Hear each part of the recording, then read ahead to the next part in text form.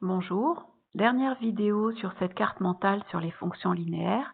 On va maintenant regarder comment, à partir de la représentation graphique d'une fonction dont on sait qu'elle est linéaire, on va pouvoir déterminer l'expression algébrique. Autrement dit, à partir du dessin, je vais retrouver la valeur du petit a, parce que ce petit a joue un rôle très particulier dans cette représentation graphique. Alors on va regarder les choses d'un peu plus près sur le graphique, comment on voit, comment on est capable de déterminer ce petit a. Eh bien en fait, si je me place n'importe où sur la droite, sur un point de la droite pris au niveau d'un nœud du quadrillage. Alors ici, on n'a pas de quadrillage, mais on pourrait très bien avoir la même représentation graphique avec du quadrillage. Je me place n'importe où sur cette droite, sur un nœud du quadrillage, et je regarde ce qui se passe si je veux rejoindre un autre point de la droite en suivant les lignes du quadrillage. Pour quelle raison je fais ça? Tout simplement parce que le a que je cherche, le petit a de la fonction linéaire, c'est ce qu'on appelle le coefficient directeur ou la pente de cette droite. Donc la pente de la droite, ça donne l'inclinaison de la droite et ça va donner le petit a, le coefficient directeur que je cherche.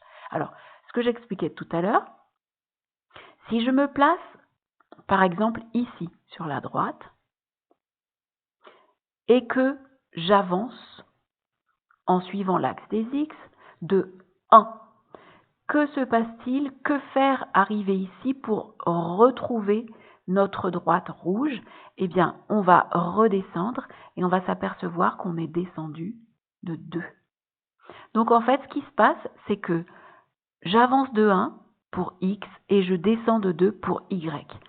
Si je le traduis en termes de pente, si je divise ce que j'ai descendu ici, c'est-à-dire moins 2 par 1, je vais trouver mon coefficient directeur, ma pente, mon coefficient de proportionnalité. Et ce qu'il faut observer, c'est que ceci peut se faire à n'importe quel endroit de la droite. Si je pars d'un point de la droite, que je me déplace parallèlement à l'axe des x, pour récupérer ma droite, il va falloir que je descende de 2 si j'ai avancé de 1 sur l'axe des x.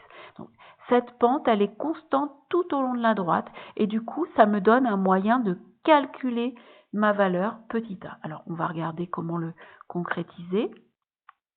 Donc, on choisit un point de la droite situé sur un nœud du quadrillage. On compte quand x augmente de delta x. Alors ce delta peut vous paraître bizarre, il symbolise une variation. X a varié de une certaine quantité. Eh bien, on s'aperçoit que y varie lui aussi de manière proportionnelle. Et donc, il suffit d'avoir compté les carreaux pour pouvoir calculer ensuite, je calcule, le petit a comme étant la variation des x, donc des y, pardon, donc de combien y a varié sur la variation des x. Et si je le symbolise avec mes deltas, j'obtiens cette formule-là. Voilà.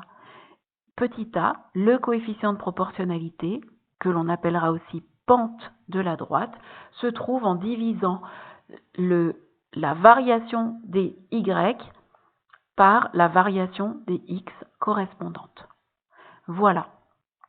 Donc, ainsi se termine la dernière vidéo sur les fonctions linéaires. J'essaye de vous donner une vue d'ensemble à présent de cette fiche. Vous constatez que, en réalité, tout ça nous parle uniquement d'une situation de proportionnalité, que tout est lié et qu'on peut passer d'une forme de la fonction à une autre sans aucun problème. Ces passages-là, ces flèches-là, à chaque fois correspondent à des types d'exercices qu'on peut vous demander de résoudre. Donc, chaque exercice correspond à un passage. Et du coup, vous vous rendez compte que vous avez seulement 6 types d'exercices à savoir résoudre pour pouvoir répondre à n'importe quelle question sur les fonctions linéaires. Donc, quand on vous demande calculer une image, calculer un antécédent, on est là. On part de l'expression algébrique, on va au tableau de valeur. Quand on vous donne un nombre et son image et qu'on vous demande de déterminer la fonction, on est là. On passe du tableau de valeur à l'expression algébrique. Quand on vous demande de tracer une représentation graphique d'une fonction connaissant un nombre et son image, on est là. Un seul point suffit. Quand on vous demande de lire sur le graphique l'image d'un nombre ou son antécédent, on est là, on est sur ce passage-là. Quand on vous donne l'expression algébrique et qu'on vous demande de tracer la représentation graphique, on est ici.